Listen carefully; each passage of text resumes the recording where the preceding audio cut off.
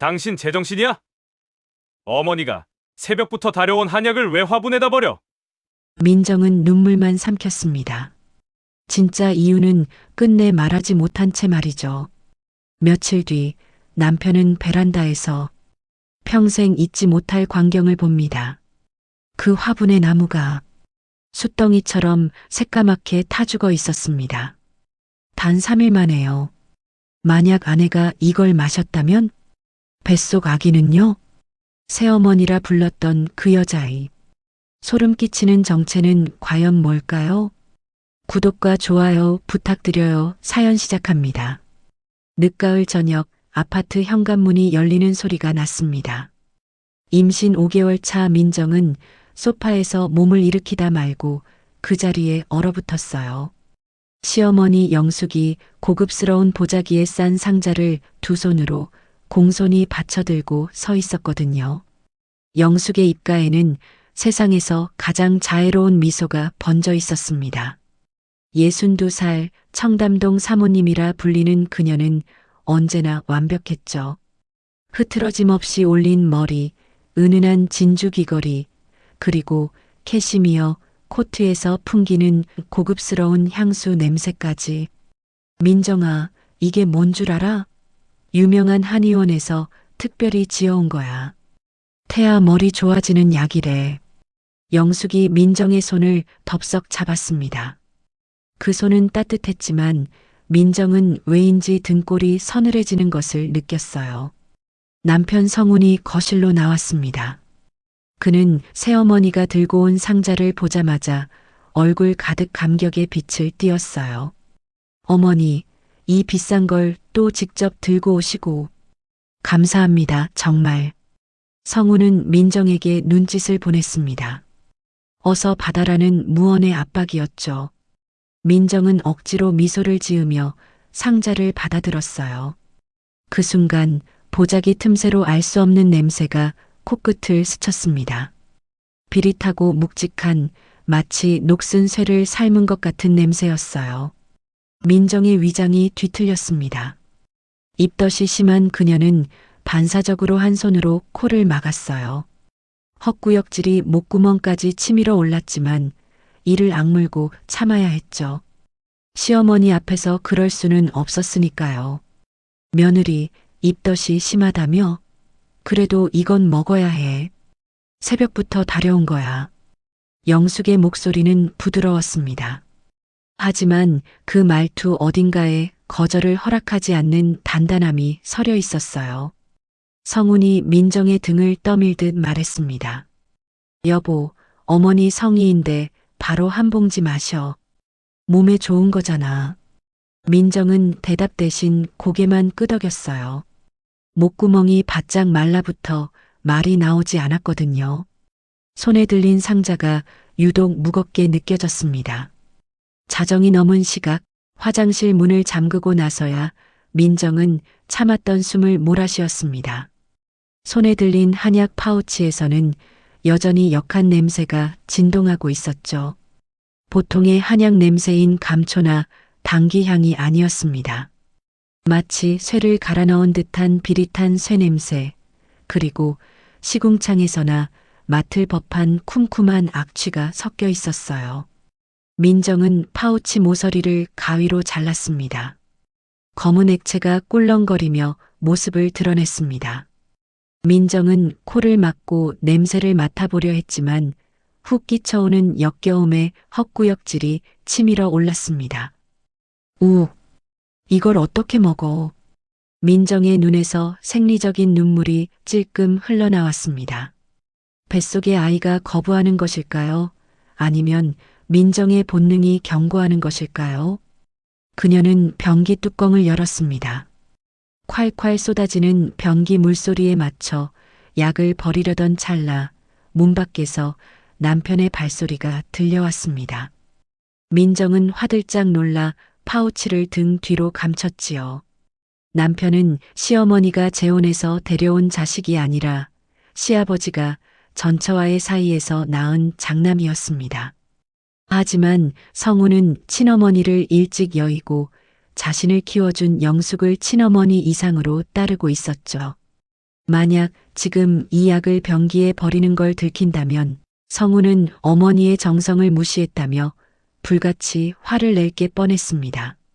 민정은 갈 곳 잃은 손을 떨며 좁은 화장실 안을 서성였습니다. 이 끔찍한 액체를 어딘가로 사라지게 해야만 했습니다. 모두가 잠든 깊은 밤, 민정은 도둑고양이처럼 살금살금 베란다로 나왔습니다. 창밖으로 들어온 희미한 달빛이 베란다 구석에 놓인 커다란 고무나무 화분을 비추고 있었죠. 그 나무는 결혼할 때 친정 엄마가 부부 금실 좋게 잘 살라며 사주신 귀한 선물이었습니다.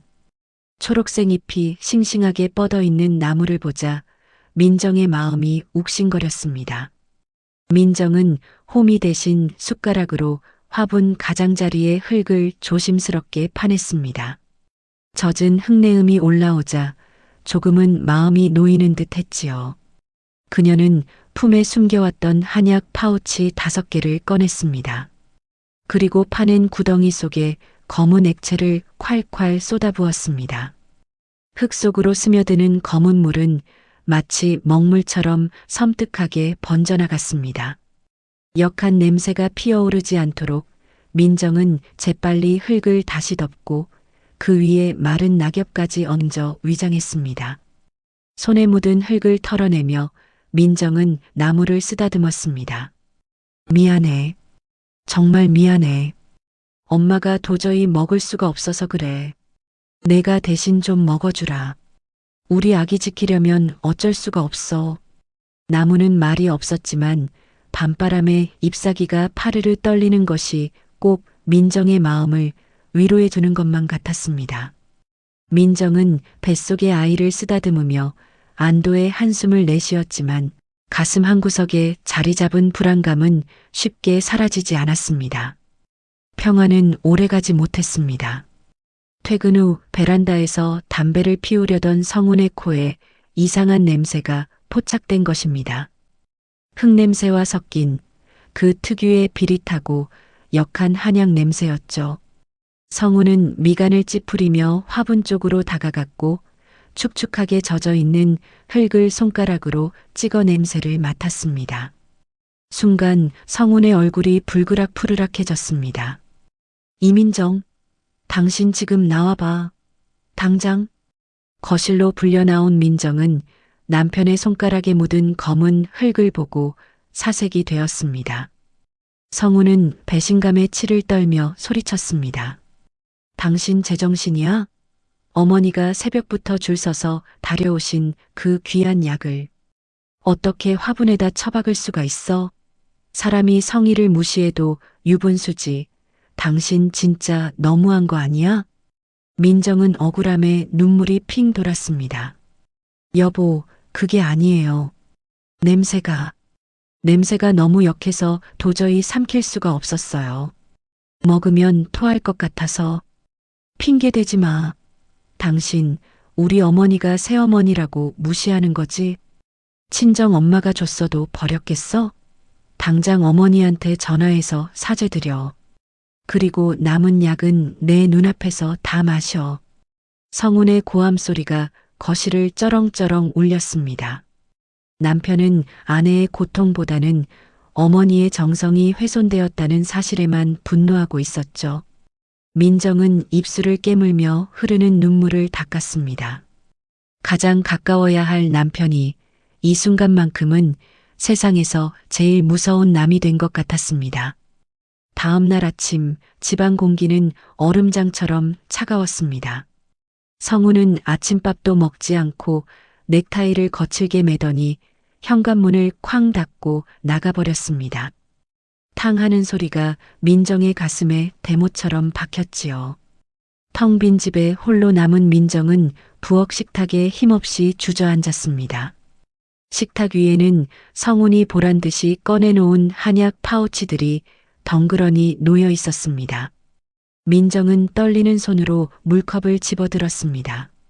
목이 타들어가는데 물조차 넘기기 힘들었죠. 그때였습니다. 열린 베란다 창문으로 스산한 바람이 훅 불어왔습니다. 그 바람에 섞여 들어온 것은 며칠 전 맡았던 흙냄새가 아니었습니다. 무언가 타는 듯한 매캐하고 썩은 냄새였죠. 민정의 시선이 천천히 베란다로 향했습니다. 역광 때문에 잘 보이진 않았지만 늘 푸르르던 고무나무의 실루엣이 어딘가 기괴하게 비틀려 있는 듯 했습니다. 민정은 들고 있던 물컵을 놓치고 말았습니다. 쨍그랑 유리 조각이 사방으로 튀며 정적을 깼습니다. 불길한 예감이 등줄기를 타고 식은 땀처럼 흘러내렸습니다. 민정은 맨발인 것도 잊은 채 홀린 듯 베란다를 향해 걸음을 옮겼습니다. 베란다 문을 활짝 연 순간 민정은 그 자리에 얼어붙고 말았습니다. 다리에 힘이 풀려 주저앉을 뻔한 것을 겨우 문틀을 잡고 버텼지요. 눈앞에 펼쳐진 광경은 현실이라고 믿기 힘들 만큼 처참했습니다. 불과 3일 전까지만 해도 윤기가 흐르던 초록색. 잎사귀들은 마치 불에 그슬린 것처럼 새카맣게 타들어가 있었습니다. 잎맥 하나하나가 검게 오그라들어 손만 대면 바스락거리고 부서질 듯 위태로워 보였죠. 더 끔찍한 것은 나무줄기였습니다. 튼튼했던 줄기는 생기를 잃고 쭈글쭈글하게 비틀려 있었는데 그 색깔이 꼭 썩은 피처럼 검붉게 변해 있었던 겁니다. 민정은 떨리는 손을 뻗어 잎사귀 하나를 만져보았습니다. 파삭! 검은 가루가 되어 힘없이 부서져 내리는 잎사귀. 흙에서는 코를 찌르는 악취가 독가스처럼 피어오르고 있었습니다. 그것은 단순한 시들미 아니었습니다. 명백한 죽음이었고 누군가 의도한 살해의 흔적이었습니다. 말도 안 돼. 이게 뭐야? 민정의 입술이 파르르 떨렸습니다. 이 나무가 죽지 않았다면 저 검은 독기운은 고스란히 민정의 뱃속으로 그리고 아이에게로 갔을 것입니다. 민정은 본능적으로 배를 감싸 안았습니다. 공포는 순식간에 확신으로 변했습니다. 시어머니 영숙의 그 인자한 미소가 악마의 가면처럼 떠올랐습니다. 어머니가 주신 건 약이 아니었어. 이건 독이야. 아침 햇살이 비추고 있었지만 민정의 주변은 칠흑 같은 어둠에 휩싸인 듯 했습니다. 검게 타 죽은 나무가 민정에게 소리치고 있는 것만 같았습니다. 도망치라고, 이 집에서 당장 도망치라고 말이죠.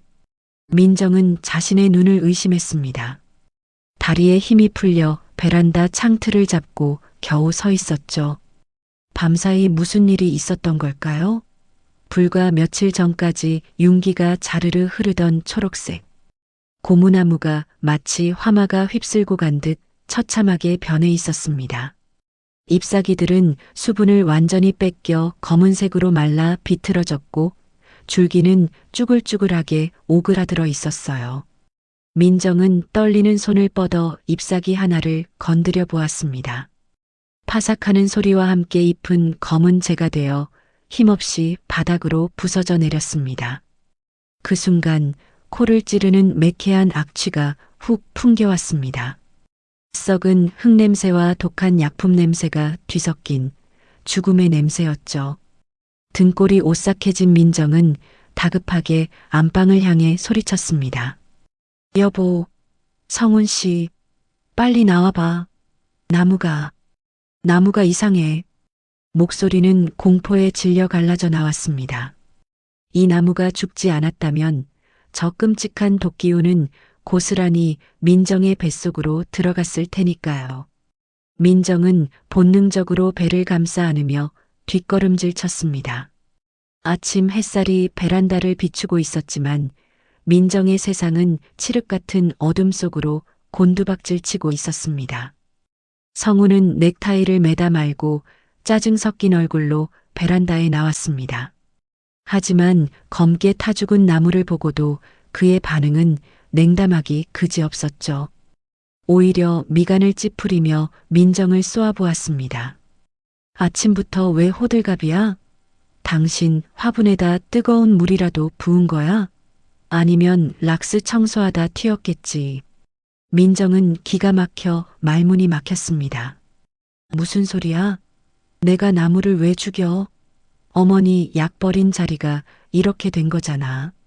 저거 봐. 흙도 시커멓게 변했어. 성우는 코웃음을 쳤습니다. 그의 눈에는 아내에 대한 불신이 가득 차 있었어요. 이제 나무 핑계 대면서 어머니 약이 이상하다고 몰아가려는 거야? 당신 진짜 무서운 사람이네. 약 먹기 싫어서 멀쩡한 나무까지 죽여놓고 그걸 어머니 탓을 해? 성운의 말은 비수처럼 날아와 민정의 가슴에 꽂혔습니다. 눈앞에 명백한 증거가 있는데도 남편은 보고 싶은 것만 보고 있었습니다. 그는 혀를 차며 돌아섰습니다. 남편의 등 뒤로 닫히는 베란다, 문소리가 마치 감옥 문이 닫히는 소리처럼 절망적으로 들렸습니다. 민정은 검게 변한 나무 앞에서 홀로 눈물을 삼켜야 했죠. 같은 시각 시어머니 영숙은 거실 소파에 앉아 우아하게 차를 마시고 있었습니다. 클래식 음악이 잔잔하게 흐르는 평온한 오후였죠. 그때 테이블 위에 놓인 휴대폰이 요란하게 진동했습니다. 화면에 뜬 아들이라는 글자를 보자 영숙의 입가에 묘한 미소가 스쳐 지나갔습니다. 전화를 받자마자 영숙의 목소리는 순식간에 바뀌었습니다. 조금 전까지의 여유로움은 사라지고 세상에서 가장 억울하고 상처받은 어머니의 목소리가 되었죠. 뭐라고? 민정이가 나무 죽은 걸 내 탓을 한다고? 어머, 세상에. 걔는 내가 얼마나 미우면 식물 죽은 것까지 나한테 뒤집어 씌우니? 영숙은 손수건으로 눈가를 찍어 누르는 신용을 했습니다. 물론 눈물은 한 방울도 나지 않았지만요. 내가 전처 자식 며느리라고 괄시를 했니? 쓴소리를 했니? 그저 손주 건강하라고 보약 지어준 죄밖에 없는데. 전화기 너머로 성운이 쩔쩔매며 사과하는 소리가 들려왔습니다. 영숙은 만족스러운 듯 찻잔을 들어 올렸습니다. 향긋한 차 향기 뒤로 감춰진 그녀의 표정은 섬뜩할 만큼 차가웠습니다. 그녀는 속으로 비웃음을 흘리며 중얼거렸습니다. 독이 좀 샜나 보네. 나무가 3일 만에 죽을 정도면. 저녁이 되어 퇴근한 성운의 손에는 또다시 익숙한 쇼핑백이 들려 있었습니다. 그는 식탁 위에 쇼핑백을 쿵 하고 내려놓았죠. 그 묵직한 소리가 집안의 공기를 무겁게 짓눌렀습니다. 어머니가 당신 못 먹겠다고 하니까 먹기 편하게 다시 다려보내셨어. 이번엔 핑계댈 생각하지 마. 내 눈앞에서 마셔. 성운의 눈은 고집으로 붉게 충혈되어 있었습니다. 민정은 공포에 질려 뒷걸음질 쳤습니다. 쇼핑백에서는 며칠 전 맡았던 그 역한 쇠냄새가 희미하게 새어나오고 있었거든요. 베란다에 죽은 나무가 떠올라 오금이 저려왔습니다. 나 이거 절대 못 마셔. 여보 제발 내 말 좀 믿어줘. 이거 약 아니야. 독이라고. 민정의 절규에도 성우는 요지부동이었습니다. 그는 억지로 파우치 하나를 꺼내 민정의 손에 쥐어주려 했습니다. 팽팽한 대치 속에 거실의 긴장감은 폭발 직전까지 치달았습니다. 민정은 뱃속의 아이를 지켜야 한다는 일념 하나로 남편이 내민 약봉지를 거칠게 밀쳐냈습니다. 제발 그만 좀 해. 민정이 약봉지를 뿌리치는 순간 파우치가 바닥으로 떨어지며 퍽 하고 터져버렸습니다. 검붉은 액체가 거실의 하얀 강화마루 위로 튀며 흉측하게 퍼져나갔죠. 그때였습니다. 소파 밑에 웅크리고 있던 반려견 두부가 간식 냄새인 줄 알고 꼬리를 흔들며 달려 나왔습니다. 안 돼. 두부야. 먹지 마. 민정이 비명을 지르며 몸을 날렸지만 이미 늦고 말았습니다. 두부는 바닥에 흥건한 검은 액체를 핥았습니다. 찹찹거리는 소리가 몇 번 들리는가 싶더니 갑자기 두부의 움직임이 딱 멈췄습니다. 기잉. 날카로운 비명과 함께 두부가 바닥으로 꼬꾸라졌습니다. 작은 몸뚱이가 사시나무 떨듯 격렬하게 경련을 일으켰고 입에서는 하얀 거품이 부글거려 검은 약물과 뒤섞였지요. 눈이 뒤집힌 채 발버둥 치는 강아지의 모습은 지옥도 그 자체였습니다.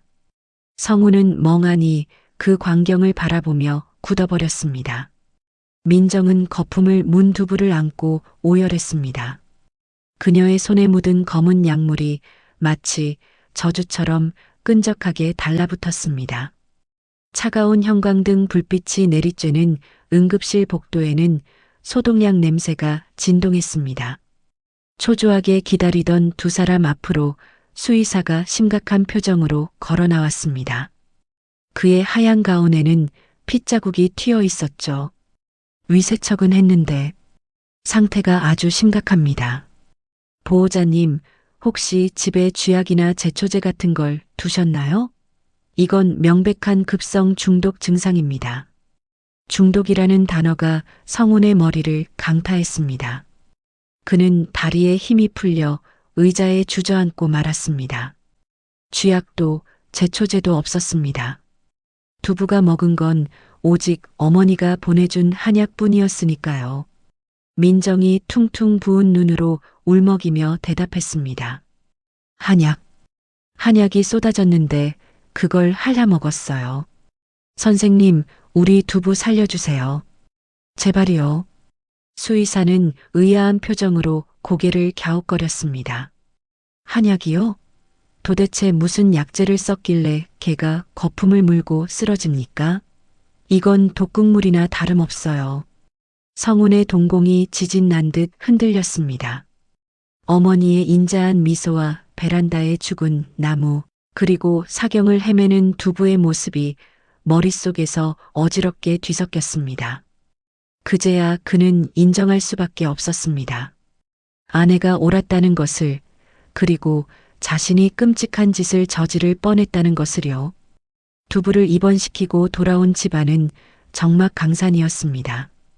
거실 바닥에는 여전히 검게 말라붙은 약 자국이 선명하게 남아 있었죠. 성우는 죄인처럼 고개를 숙인 채 소파 구석에 앉아 있었습니다. 민정은 더 이상 울지 않았습니다. 그녀의 눈빛은 이전과는 완전히 달라져 있었어요. 슬픔이 거친 자리에는 서늘한 도끼가 서려 있었죠.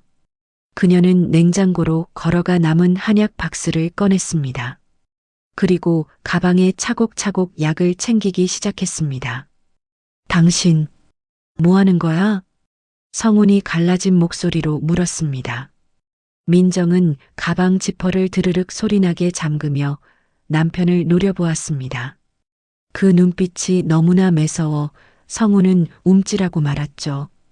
당신은 끝까지 어머니가 실수하신 거라고 믿고 싶지? 난 아니야. 내일 날 박는 대로 성분 검사 의뢰할 거야. 두부가 증명해줬잖아. 이게 약인지 독인지. 민정은 배를 감싸쥐며 나지막이 하지만 단호하게 덧붙였습니다. 내 아이는 내가 지켜. 당신이랑 당신 어머니가 무슨 짓을 해도. 창밖에는 비가 내리기 시작했습니다. 빗줄기가 거세질수록 민정의 결심도 더욱 단단하게 굳어갔습니다. 이제는 진실을 마주해야 할 시간이었습니다. 비극의 씨앗은 아주 오래전부터 잉태되고 있었습니다. 거실 벽면에 걸린 빛바랜 가족사진 속에는 어색한 미소를 짓고 있는 네 사람이 있었죠. 시아버지 김 회장과 전처 사이에서 낳은 장남 성운, 그리고 재혼한 새어머니 영숙과 그녀가 데려온 것이 아닌 재혼 후 낳은 친아들 도진. 겉으로는 화목해 보이는 재벌가였지만 그 속은 골마 터지기 일보 직전이었습니다. 영숙에게 장남 성우는 눈엣 가시이자 자신의 친아들. 도진이 가져야 할 모든 것을 가로채고 있는 미운 오리 새끼였으니까요. 평생을 첩의 자식, 후처의 자식이라는 꼬리표를 떼기 위해 발버둥 쳤던 영숙에게 기회가 찾아왔던 건 지난달이었습니다. 내 눈에 흙이 들어가기 전에 첫 손주 안겨주는 놈, 그 놈한테 그룹 지주사 물려주겠다. 김 회장의 폭탄 선언은 잠자던 영숙의 욕망에 기름을 부었습니다. 하지만 하늘도 무심하시지. 난임으로 고생하던 친아들 도진이 아니라 눈엣 가시인 성운의 아내 민정이 먼저 임신을 해버린 겁니다. 영숙에게 민정의 뱃속 아이는 축복이 아니었습니다. 자신의 아들 도진을 영원히 이인자로 만들 반드시 제거해야 할 장애물이었던 것이죠. 소독약 냄새가 진동하는 동물병원 중환자실 아닙니다. 보호자님, 마음 단단히 먹으셔야겠습니다. 수의사의 목소리는 낮고 무거웠습니다. 링거를 맞고 누워있는 강아지 두 분은 가쁜 숨을 몰아쉬고 있었습니다. 수의사가 내민 차트에는 빨간 줄이 그어진 낯선 단어들이 적혀 있었죠. 민정은 떨리는 손으로 결과지를 받아들었습니다. 종이 한 장이 천근만근 무겁게 느껴졌습니다.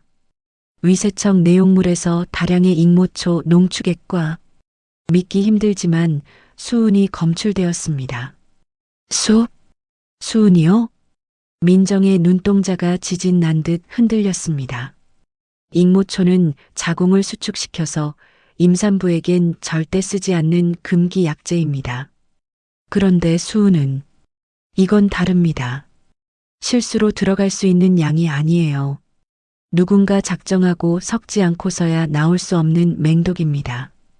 강아지라 이 정도지. 태아가 흡수했다면.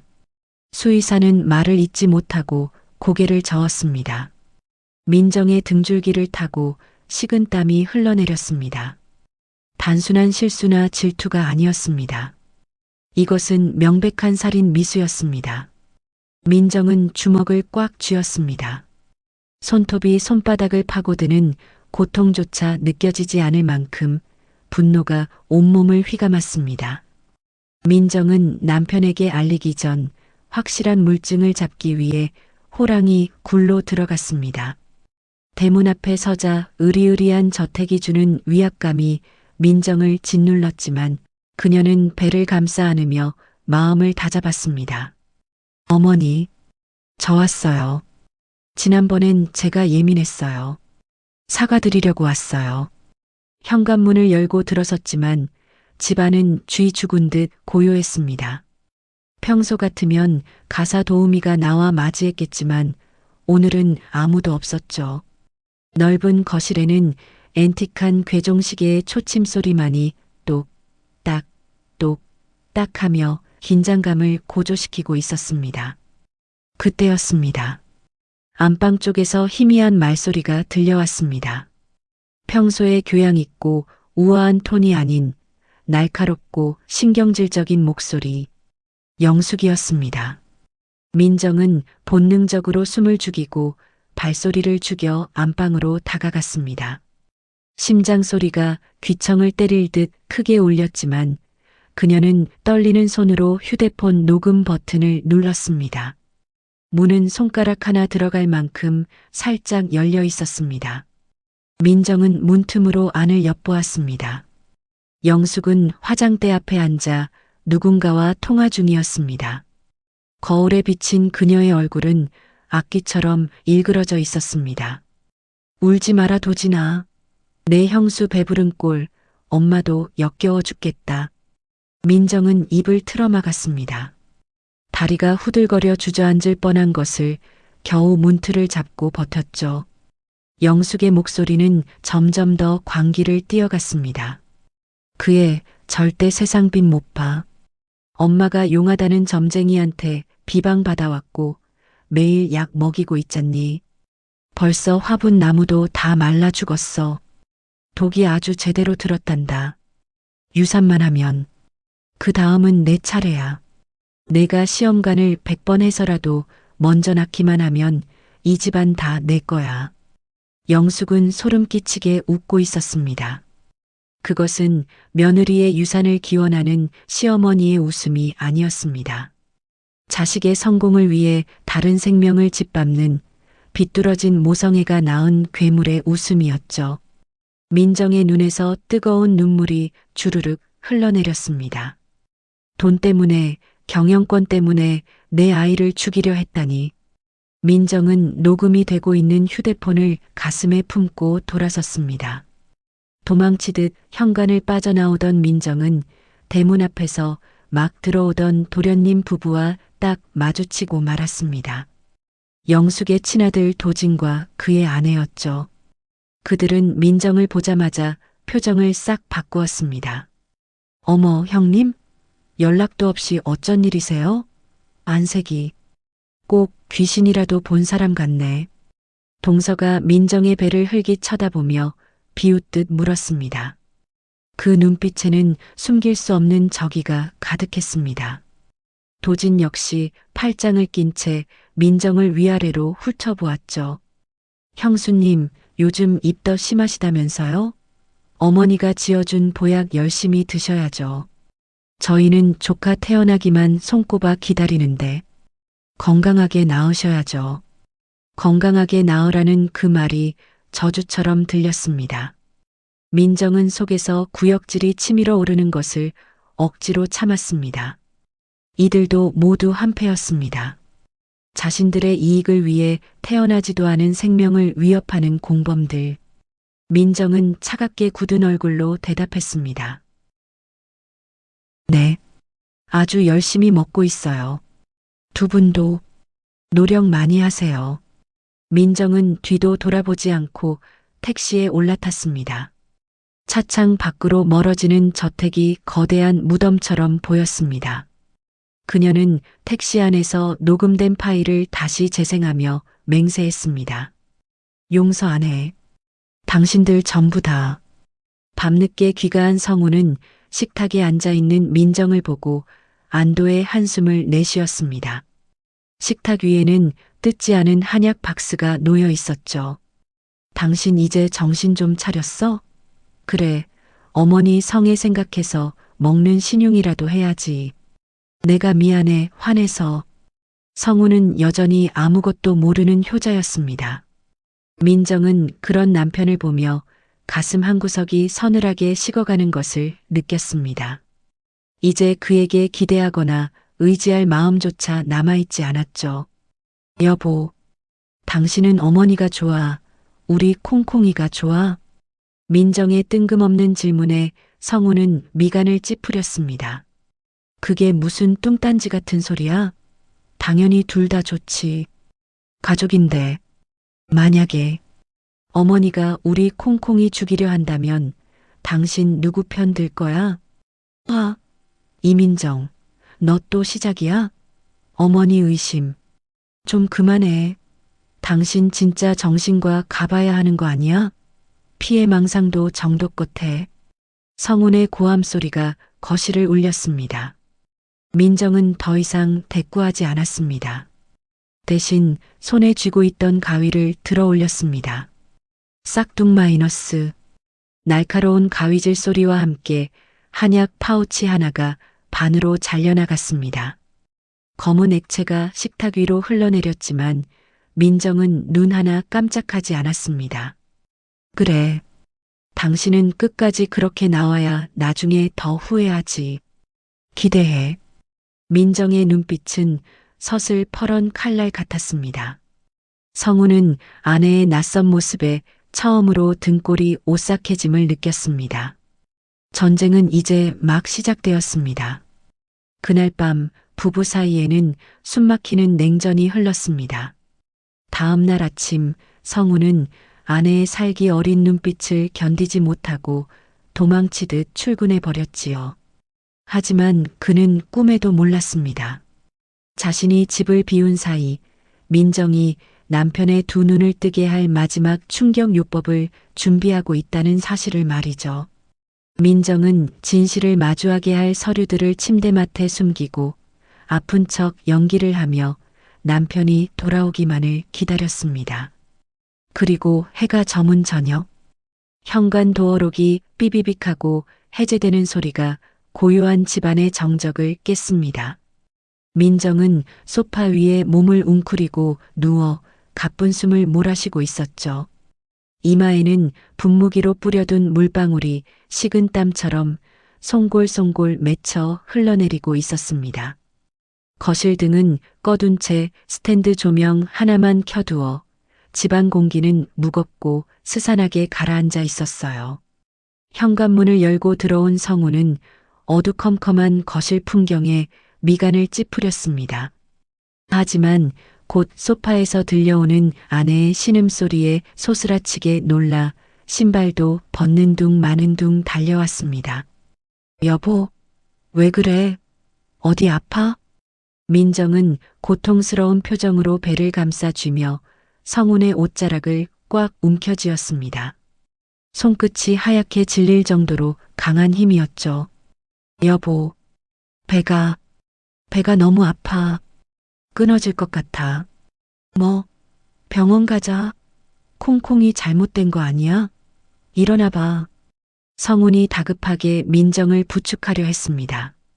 하지만 민정은 그 손길을 힘겹게 뿌리치며 가쁜 숨을 토해냈습니다.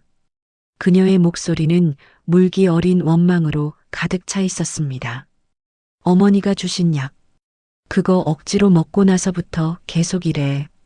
뱃속이 뒤집히는 것 같아. 안방 공기는 숨이 막힐 듯 답답했습니다. 민정을 침대에 눕힌 성우는 넥타이를 거칠게 풀어헤치며 씩씩거렸습니다. 여전히 아내의 말을 믿지 못하겠다는 듯 그의 얼굴에는 짜증과 답답함이 뒤섞여 있었죠. 그는 방 안을 서성이며 혼잣말처럼 투덜거렸습니다. 당신 진짜 너무한다. 아픈 와중에도 어머니 탓이야? 그게 어떤 약인데 그래? 민정은 침대 헤드에 기대앉아 서랍장 깊숙한 곳에 숨겨두었던 서류 봉투를 꺼냈습니다. 누런 봉투 겉면이 구겨질 정도로 그녀의 손은 분노로 떨리고 있었습니다. 민정은 말없이 봉투를 성운의 가슴팍을 향해 던졌습니다. 탁 마이너스. 봉투가 침대 시트 위로 떨어지는 소리가 건조하고 날카롭게 울렸습니다. 봉투 입구가 벌어지며 참혹한 진실들이 낱장으로 흩어져 나왔습니다. 더 이상 내 말 안 믿어도 좋아. 대신 이 글자들은 읽을 줄 알지? 읽어봐. 당신 어머니가 나한테 그리고 우리 콩콩이한테 뭘 먹였는지. 성우는 의아한 표정으로 서류를 하나씩 집어들었습니다. 종이를 넘기는 소리만이 방 안을 채웠습니다. 첫 번째 장은 죽은 반려견 두부의 진단서였습니다. 성운의 시선이 수은 중독, 익모초 검출, 위세척이라는 빨간 글씨에 멈췄습니다. 이어서 검게 타죽은 베란다 화분 사진과 한의원 성분 분석표가 눈에 들어왔습니다. 성운의 손끝이 파르르 떨리기 시작했습니다. 종이가 바스락거리는 소리가 점점 커졌습니다. 이게 다 뭐야? 두부가 왜 수은 중독이야? 익모초는 또 뭐고? 방 안에는 시계 초침 소리조차 들리지 않을 만큼 무거운 침묵이 흘렀습니다. 성우는 머리를 한 대 얻어맞은 사람처럼 멍한 표정으로 서류를 내려다보고 있었죠. 현실을 부정하고 싶은 그의 눈동자가 심하게 흔들렸습니다. 민정은 휴대폰을 꺼내 들었습니다. 액정 화면에서 새어나온 푸른 불빛이 그녀의 차가운 얼굴을 비추었습니다. 그녀는 마지막 쐐기를 받기 위해 어제 시댁 안방 문틈에서 녹음했던 파일을 재생했습니다. 치잉 마이너스 하는 잡음 섞인 소리가 스피커를 타고 흘러나왔습니다. 그리고 곧이어 성운이 세상에서 가장 존경하고 따랐던 어머니 영숙의 목소리가 들려왔습니다. 하지만 그것은 평소의 따뜻한 음성이 아니었습니다. 악독하고 표독스러운 악마의 속삭임이었죠. 도진아, 걱정 마. 전처 자식 놈에 절대 못 태어나. 엄마가 매일 독 먹이고 있잖아. 화분도 다 타 죽었는데 사람 뱃속이라고 버티겠니? 걔 유산하면 회사는 내 거야. 성우는 숨쉬는 법조차 잊은 듯 했습니다. 휴대폰에서 흘러나오는 영숙의 웃음소리가 비수처럼 날아와 그의 심장을 난도질했습니다. 35년간 어머니라고 부르며 따랐던 사람, 친어머니가 없는 빈자리를 채워주었다고 믿었던 사람이 사실은 자신을 철저히 이용하고 심지어 뱃속의 아이까지 죽이려 했다니. 성운의 입에서 바람 빠지는 소리가 새어나왔습니다. 다리에 힘이 풀려 그대로 바닥에 주저앉고 말았습니다. 쿵 하는 소리와 함께 그의 세상도 무너져 내렸습니다. 바닥에 냉기가 얇은 옷감을 뚫고 올라왔지만 성우는 추위를 느낄 겨를조차 없었습니다. 그는 자신의 두 손을 내려다보았습니다. 이 손으로, 바로 이 손으로 아내에게 그 독약을 억지로 먹이려 했습니다. 어머니의 정성이라며 안 먹으면 화를 내면서 말이죠. 자신의 손이 핏빛으로 물들어 있는 것만 같은 환영이 보였습니다. 가슴 깊은 곳에서 뜨거운 덩어리가 울컥 치솟아 올랐습니다. 성우는 바닥을 주먹으로 내리치며 짐승 같은 울음을 토해냈습니다. 으아, 내가 미친놈이야. 내 손으로 우리 콩콩이를. 민정아 미안해. 내가 죽을 죄를 지었어. 성운의 통곡 소리가 안방을 가득 메웠습니다. 눈물과 콧물이 범벅이 된 채 그는 아내의 발치에 머리를 박고 오열했습니다. 민정은 그런 남편을 내려다보았습니다. 연민보다는 냉정함이 앞섰습니다. 지금 무너지면 복수는 할 수 없었으니까요. 민정은 차갑게 식은 목소리로 말했습니다. 울 시간 없어. 당신 아직도 그 여자가 어머니로 보여? 우리 아이 지키고 싶으면 눈물 닦고 일어나. 그리고 내 말 들어. 성우는 거칠게 눈물을 닦아냈습니다. 충혈된 그의 눈빛이 순식간에 바뀌었습니다. 슬픔은 사라지고 그 자리엔 시퍼런 살기가 들어찼습니다. 시켜만 줘. 그 여자 내가 지옥으로 보낼 거야. 절대 용서 안 해. 오후의 햇살이 따스하게 비추는 시댁 거실에는 향긋한 홍차 냄새가 은은하게 퍼져 있었습니다. 영숙과 친아들 도진 부부는 티타임을 즐기고 있었죠. 평온해 보이는 그 풍경이 성운의 눈에는 역겨운 연극 무대처럼 보였습니다. 성운은 입술을 꽉 깨물어 치밀어 오르는 분노를 삼키고 최대한 침통한 표정으로 들어섰습니다. 어머니, 성운의 풀 죽은 목소리에 영숙이 고개를 돌렸습니다. 성운은 고개를 푹 숙인 채 떨리는 목소리로 연기를 시작했습니다. 민정이가 어제 하혈을 좀 했어요. 병원에서는 마음의 준비를 하라네요. 그 순간 영숙의 입꼬리가 미세하게 올라가는 것을 성우는 놓치지 않았습니다. 그녀는 찻잔을 내려놓으며 세상에서 가장 안타까운 표정을 지어 보였습니다. 어머 세상에, 어떡하니? 내가 그렇게 몸조심하라고 일렀는데. 아이고 불쌍해서 어쩌나. 옆에 있던 이복동생 도진 역시 아내와 눈빛을 교환하며 비열한 미소를 감췄습니다. 형, 너무 상심 마요. 아직 초기니까. 아이는 또 생기겠죠. 숨길 수 없는 안도감이 묻어나는 그들의 위로에 성우는 주먹을 불끈 쥐었습니다. 당장이라도 식탁을 엎어버리고 싶었지만 더 큰 파멸을 위해 참아야 했습니다. 그래서 말인데요, 어머니. 이번 주말 아버지 칠순 잔치. 민정이 몸도 그렇고 해서 액땜도 할 겸 크게 치렀으면 해요. 친척분들, 회사 임원분들 다 초대해서 성대하게요. 영숙의 눈이 반짝였습니다. 자신의 위신을 세울 기회라고 생각한 것이겠죠. 그녀는 덫에 걸린 줄도 모르고 환하게 웃었습니다. 그래, 내 효심이 지극하구나. 내가 준비하마. 식탁 위에는 하얀 종이가 펼쳐져 있었습니다. 사각거리는 볼펜 소리만이 고요한 밤 공기를 갈랐죠. 성운과 민정은 머리를 맞대고 초대 명단을 작성하고 있었습니다.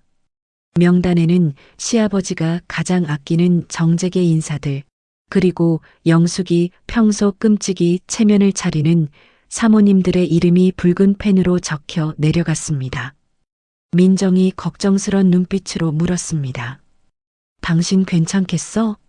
이 일이 터지면 아버님도 충격받으실 텐데 당신한테도 상처가 될 거고.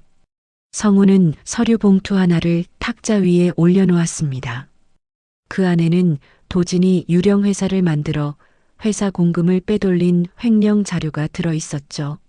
성운의 눈빛은 그 어느 때보다 단호했습니다. 아버지가 충격받는 게 문제야? 내 새끼를 죽이려고 했는데. 그리고 성운은 명단 맨 위에 적힌 최영숙이라는 이름에 붉은색으로 크게 X표를 그었습니다. 우리 집안에서 저 인간들 뿌리까지 뽑아버릴 거야. 이번 잔치, 어머니 인생의 마지막 잔치가 될 거다.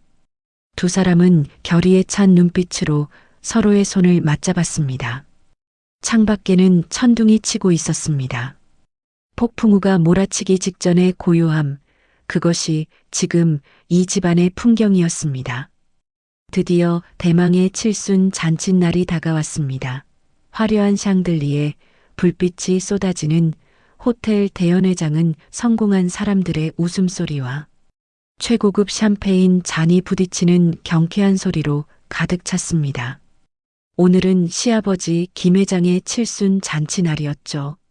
연회장 입구에는 축하 화환이 숲을 이루고 있었고 은은한 백합 향기가 진동했습니다.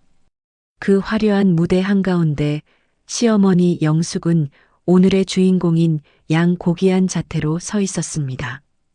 붉은색 한복 치맛자락을 우아하게 끌며 하객들에게 인사를 건네는 그녀의 얼굴에는 승자의 여유가 흘러넘쳤지요. 영숙은 곁에 선 친아들 도진에게 은밀하게 속삭였습니다. 도진아, 어깨 펴라. 오늘 내 아버지 기분이 최고시다. 넌 옆에서 상속 이야기만 잘 꺼들어. 오늘부로 회사는 내 거야. 도진 역시 비열한 미소를 감추며 고개를 끄덕였습니다. 걱정 마요, 엄마. 성훈이 형은 아내 유산 때문에 정신없어서 오지도 못할 텐데 이 잔치는 우리 동무대죠. 두 모자는 샴페인 잔을 슬쩍 부딪히며 눈빛을 교환했습니다. 그들의 머릿속에는 이미 민정의 유산과 성운의 몰락, 그리고 자신들이 차지할 거대한 부에 대한 환상으로 가득 차 있었습니다. 폭풍이 몰아치기 직전의 고요함도 모른 채 말이죠. 사회자의 힘찬 목소리가 장내의 소음을 갈랐습니다. 자, 오늘의 또 다른 주인공, 장남 강성훈 부부 입장하십니다. 육중한 연회장 문이 쿠궁 소리를 내며 양쪽으로 활짝 열렸습니다. 쏟아지는 스포트라이트 속으로 성훈과 민정이 걸어 들어왔습니다. 영숙의 동공이 지진 난 듯 흔들렸습니다. 병석에 누워 있어야 할 며느리가 핏기 하나 없는 얼굴로 울고 있어야 할 민정이 눈이 시리도록 강렬한 붉은 드레스를 입고 보란 듯이 서 있었기 때문입니다. 민정은 하이힐 소리를 또각또각 울리며 당당하게 걸어왔습니다. 그녀는 일부러 배를 감싸쥐며 임산부의 태를 뽐냈고 얼굴에는 생기가 돌았습니다. 하객들의 박수 소리가 터져 나오자 영숙과 도진 부부의 얼굴은 순식간에 흙빛으로 변해버렸죠. 민정은 영숙의 코앞까지 다가와 서늘한 미소를 지으며 귓속말을 건넸습니다. 어머니, 표정이 왜 그러세요? 제가 살아서 와서 실망하셨어요? 영숙은 숨이 턱 막혀 아무 말도 할 수 없었습니다. 그녀가 쥐고 있던 부채 손잡이가 우지끈 소리를 내며 금이 갔습니다. 성훈이 마이크를 잡았습니다. 아, 마이크 테스트 소리에 장내가 조용해졌습니다. 성훈은 하객들을 향해 정중하게 인사한 뒤 빙긋 웃으며 말했습니다. 오늘 아버지 칠순을 맞아 제 아내가 아주 특별한 답례품을 준비했습니다. 어머니가 며느리 몸보신하라고 지어주신 아주 귀한 보약입니다. 효과가 너무 좋아서 오늘 오신 귀빈 여러분과 나누고 싶었습니다. 성훈의 신호와 함께 호텔 직원들이 은색 쟁반에 그 문제의 한약 파우치를 담아 하객들에게 하나씩 나눠주기 시작했습니다.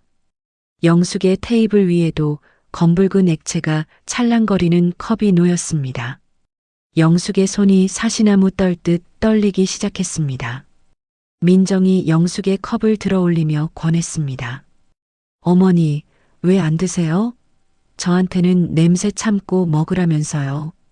몸에 좋은 거니까 어서 드세요. 도진 도련님도 드시고요. 원샷 하셔야죠? 하객들은 며느리 효심이 지극하네. 귀한 약인가 바라며 컵을 입으로 가져갔습니다. 영숙의 얼굴은 공포로 하얗게 질렸습니다. 그 약에 수은과 익모초가 들어있다는 걸 누구보다 잘 아는 그녀였으니까요. 안 돼. 먹지 마세요. 영숙은 비명을 지르며 민정이 내민 컵을 손으로 쳐냈습니다.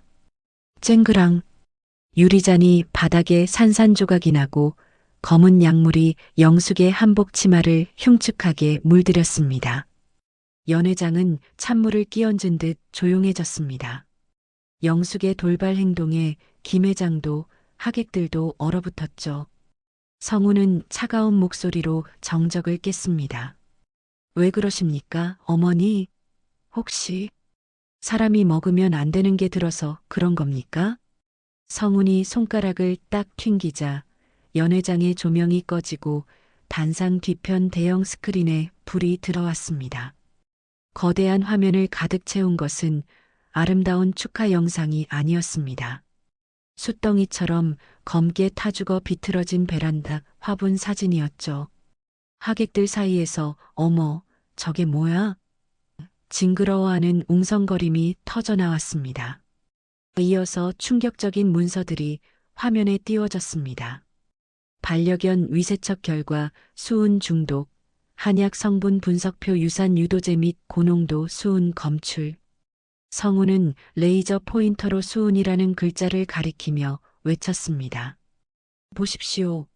어머니가 제 아내와 뱃속의 손주에게 먹이려던 것은 보약이 아니라 독약이었습니다. 연회장은 순식간에 아수라장이 되었습니다. 사람들은 들고 있던 약 컵을 기겁하며 내려놓았고 경멸 어린 시선이 영숙에게로 꽂혔습니다. 아니야. 모함이야. 성훈이가 재산 욕심나서 조작한 거야. 영숙은 머리를 풀어 헤치며 발악했습니다. 김 회장의 바짓가랑이를 잡고 늘어지며 거짓 눈물을 쏟아냈죠.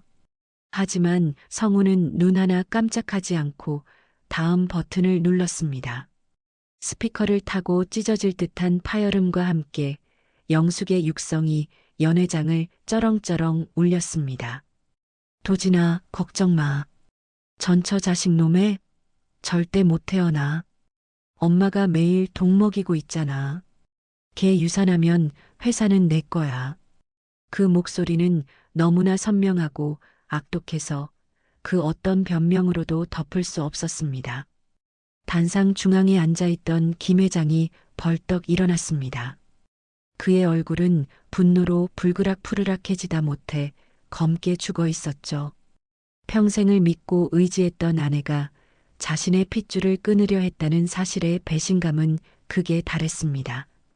김 회장의 손이 허공을 갈랐습니다. 짝 마이너스. 매서운 소리와 함께 영숙의 고개가 옆으로 돌아갔습니다. 그녀의 입가에서 붉은 피가 터져나왔습니다. 여보, 그게 아니라. 영숙이 비틀거리며 다가갔지만 김 회장은 그녀를 벌레 보듯 밀쳐냈습니다. 상황이 불리해지자 옆에 있던 친아들 도진과 며느리가 슬금슬금 뒷걸음질 쳤습니다. 성우는 그 꼴을 놓치지 않고 품에서 서류 뭉치를 꺼내 허공에 뿌렸습니다. 하얀 종이들이 눈송이처럼 흩날리며 바닥에 떨어졌습니다. 그것은 도진이 유령 회사를 만들어 빼돌린 횡령 내역서와 민정의 태아가 사망할 시 영숙이 수령하게 되어 있는 태아 사망 보험 증권이었습니다. 내 아이 죽여서 보험금 타먹고 회사 돈 빼돌려서 도진이 주려고 하셨잖아요. 여기 증거가 차고 넘칩니다. 그 순간 도진의 아내 동서가 비명을 지르며 무릎을 꿇었습니다. 아버님, 저는 아니에요. 저는 말렸어요. 어머니가 시켜서 어쩔 수 없이 안방 망본 것뿐이에요. 살기 위해 시어머니와 남편을 배신하고 공범임을 자백해버린 꼴이었죠. 도진은 너 미쳤어? 하며 아내의 멱살을 잡았고 영숙은 바닥에 주저앉아 짐승 같은 울음을 토해냈습니다. 탐욕으로 뭉친 가족의 말로는 이토록 추악했습니다. 천한 것들, 내 집에 살인자들을 들였어. 당장 내 눈앞에서 치워버려. 김 회장의 불호령이 떨어지자마자 연회장 문이 다시 열리고 제복을 입은 경찰들이 들이닥쳤습니다. 최영숙 씨, 김도진 씨, 살인미수 및 업무상 횡령 혐의로 긴급 체포합니다. 경찰은 영숙의 손목에 차가운 수갑을 채웠습니다. 굵은 비치 반지가 끼워져 있던 화려한 손은 이제 쇠고랑을 차고 덜덜 떨리고 있었죠. 영숙은 이거나 내가 누군 줄 알아? 라며 발버둥 쳤지만 경찰들의 힘을 당해낼 수는 없었습니다. 끌려가는 영숙의 앞을 민정이 가로막았습니다. 민정은 바닥에 떨어진 한약 파우치 하나를 집어들었습니다. 그리고 영숙의 수의 주머니가 될 곳에 찔러 넣어주며 싸늘하게 말했습니다. 어머니, 감방 가시면 몸 허하실 텐데 그 귀한 약 거기서 실컷 드세요. 남기지 마시고요. 영숙의 눈이 공포와 분노로 뒤집혔습니다. 경찰들에 의해 개처럼 끌려나가는 영숙과 도진의 등 뒤로 하객들의 야유와 카메라 플래시 세례가 쏟아졌습니다. 성우는 민정의 어깨를 감싸 안았습니다. 아수라장이 된 연회장 한가운데서 두 사람은 서로를 바라보며 안도의 숨을 내쉬었습니다. 길고 길었던 어둠이 걷히고 비로소 승리의 빛이 비치고 있었습니다. 며칠 전만 해도 최고급 화장품 냄새가 진동하던 영숙의 몸에선 이제 퀴퀴한 곰팡내와 소독약 냄새만이 풍기고 있었습니다. 투명한 아크릴병 너머에 앉은 영숙은 사람이 완전히 달라져 있었죠. 윤기 흐르던 머릿결은 푸석하게 헝클어졌고 고운 피부는 쭈글쭈글하게 말라 생기라곤 찾아볼 수 없었습니다. 죄수복 가슴에 박힌 수인 번호만이 그녀의 처지를 비참하게 증명하고 있었어요. 영숙은 떨리는 손으로 수화기를 잡고 애원했습니다. 눈물과 콧물로 얼룩진 얼굴이 흉측하게 일그러졌습니다. 성훈아, 내가 잠깐 미쳤었나 보다. 귀신에 홀렸던 게야. 그래도 내가 널 30년 넘게 키운 정이 있지 않니? 제발 합의 좀 해주라. 내 동생 도진이라도 좀 살려줘. 성우는 차가운 눈으로 유리병 너머의 여자를 응시했습니다. 한때 어머니라 불렀던 그 여자의 눈에는 여전히 반성이 아닌 욕망과 공포만이 서려 있었죠. 성우는 낮게 가라앉은 목소리로 대답했습니다. 키운 정이요? 어머니는 저를 키운 게 아니라 도진이가 잘못됐을 때를 대비한 보험으로 살려두신 거겠죠. 제 아이를 죽이려 했던 그 손으로 감히 제 자비를 바라지 마세요. 합의는 절대 없습니다. 성우는 미련 없이 수화기를 내려놓고 돌아섰습니다. 뒤에서 영숙이 아크릴 벽을 쾅쾅 두드리며 오열하는 소리가 들려왔지만 성운의 발걸음은 멈추지 않았습니다. 그것은 모자의 연이 완전히 끊어지는 소리였습니다. 구치소의 차가운 시멘트 복도에서 영숙과 친아들 도진이 마주쳤습니다. 조사를 받으러 가는 길이었죠. 평소 같으면 서로를 끔찍이 아꼈을 모자지간이었지만 수갑을 찬 지금은 서로가 원수보다 못한 사이가 되어 있었습니다.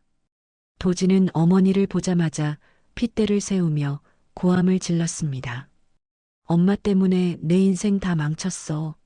그냥 조용히 있지. 왜 일을 버려서 나까지 감방에 오게 해. 횡령한 거 엄마가 시켜서 한 거라고 다 말할 거야. 그 말에 영숙의 눈이 뒤집혔습니다. 평생을 바쳐 뒷바라지한 아들의 배신에 억장이 무너지는 듯 했습니다. 그녀는 교도관이 말릴 새도 없이 도진에게 달려들 기세로 악을 썼습니다. 뭐라고? 내가 누구 때문에 이 짓을 했는데? 너 회장시켜주려고 내 손에 피 묻힌 거 아니야. 배은망덕한 놈, 내가 너 같은 걸 낳고 미역국을 먹었다니. 시끄러워. 저리 비켜. 서로 남 탓을 하며 악다구니를 쓰는 두 사람의 목소리가 복도에 쩌렁쩌렁 울렸습니다. 탐욕으로 뭉쳤던 가짜 사랑은 위기 앞에서 모래성처럼 허무하게 무너져 내렸습니다. 교도관들에 의해 질질 끌려가는 두 사람의 뒷모습은 그 어떤 악인보다 추하고 초라했습니다. 따스한 햇살이 비추는 서재에는 묵직한 정적이 감돌았습니다. 시아버지 김 회장은 주름진 손으로 안경을 고쳤으며 변호사가 내민 서류에 도장을 찍었습니다. 쿵 하는 인주 소리가 집안의 질서를 바로잡는 판결봉 소리처럼 들렸지요. 김 회장은 성훈과 민정을 바라보며 서류를 건넸습니다. 도진이 몫으로 되어 있던 회사 지분, 부동산, 그리고 영숙이가 차명 계좌로 빼돌린 현금까지 전부 몰수해서 장남 강성훈 앞으로 돌린다. 이게 순리야. 성훈이 당황하며 손사래를 쳤지만 김 회장의 뜻은 완강했습니다. 그는 민정의 손을 꼭 잡으며 부드럽게 말했습니다. 그리고 이 집 명의는 우리 첫 손주 콩콩이 앞으로 해놓겠다. 내 핏줄을 죽이려 했던 자들이 살던 곳이니 이제 그 맑은 아이가 주인이 되어 나쁜 기운을 싹 몰아내야지. 감사합니다, 아버님. 정말 바르고 건강하게 키우겠습니다. 민정의 눈에서 감동의 눈물이 흘러내렸습니다. 창밖으로 불어온 바람이 서재의 커튼을 부드럽게 흔들었습니다. 마치 오랫동안 이 집안을 짓누르던 먹구름이 걷히고 비로소 맑은 하늘이 열리는 듯 했습니다. 계절이 두 번 바뀌고 드디어 기다리던 날이 왔습니다. 분만실 밖에서 초조하게 서성이던 성훈의 귀에 우렁찬 울음소리가 들려왔습니다. 응애, 응애. 그 소리는 세상 그 어떤 음악보다 아름다운 생명의 찬가였습니다. 잠시 후 간호사가 포대기에 쌓인 핏덩이를 안고 나왔습니다. 축하합니다. 3.5kg 건강한 왕자님이에요. 성훈은 떨리는 손으로 갓 태어난 아기를 받아 안았습니다. 작고 따뜻한 온기가 가슴으로 전해지자 참았던 눈물이 왈칵 쏟아졌습니다. 쭈글쭈글한 붉은 얼굴, 힘차게 쥐락펴락하는 작은 손가락. 죽음의 위기를 넘기고 기적처럼 찾아온 아이였습니다. 성훈은 땀에 젖은 채 누워있는 민정에게 다가가 이마에 입을 맞췄습니다. 여보, 고생했어. 정말 고생했어. 우리한테 와줘서 고마워. 여보, 우리 콩콩이. 누구 닮았어? 당신 닮아서 아주 잘생겼어. 그리고 나쁜 건 하나도 안 닮았어. 아주 맑고 깨끗해. 세 식구가 서로의 체온을 나누는 병실안은 환한 빛으로 가득 찼습니다.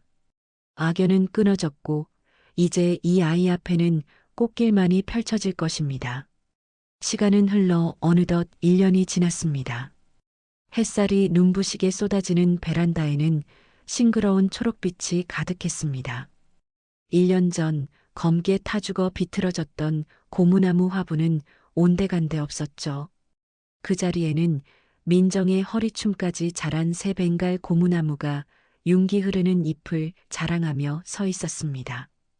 민정은 아기띠를 하고 곤히 잠든 아들을 어르며 베란다에 서 있었습니다.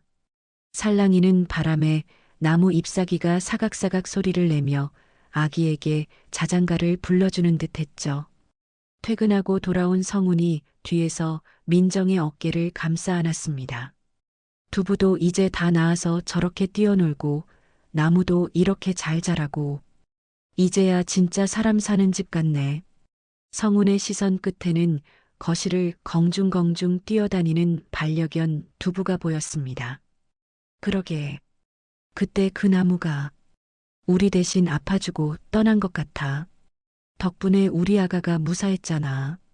민정은 싱싱하게 뻗은 나뭇가지를 쓰다듬었습니다. 죽음의 문턱까지 갔던 그곳에 다시 생명이 피어난 것입니다. 성우는 아내와 아이를 품에 꼭 안았습니다. 앞으로는 내가 당신이랑 우리 아들 평생 웃게만 해줄게. 다시는 눈물 흘릴 일 없게. 세 식구의 웃음소리가 햇살 속에 녹아들었습니다. 베란다 창가에 핀 작은 꽃망울이 그들을 축복하듯 활짝 미소 짓고 있었죠. 탐욕에 눈이 멀어 핏줄마저 해치려 했던 그들은 결국 차가운 감옥 안에서 서로를 원망하며 외롭게 늙어가고 있습니다. 죄의 대가는 그토록 혹독하고 쓸쓸한 것이지요. 반면 검게 타들어갔던 민정의 베란다에는 다시 봄이 왔습니다. 썩은 가지를 잘라내야 새순이 돋아나듯 그들은 모진 시련을 딛고 비로소 더 단단하고 아름다운 가족이 되었습니다. 어둠이 깊을수록 새벽은 더 찬란하게 밝아옵니다. 지금 혹시 힘든 시간을 보내고 계신가요? 부디 희망을 잃지 마세요. 당신의 검게 탄 마음에도 머지않아 예쁜 새싹이 돋아날 테니까요. 오늘 이야기는 여기까지입니다. 여러분의 가정에 늘 따뜻한 햇살과 건강만이 가득하기를 기원합니다. 구독과 좋아요는 큰 힘이 됩니다. 시청해주셔서 감사합니다.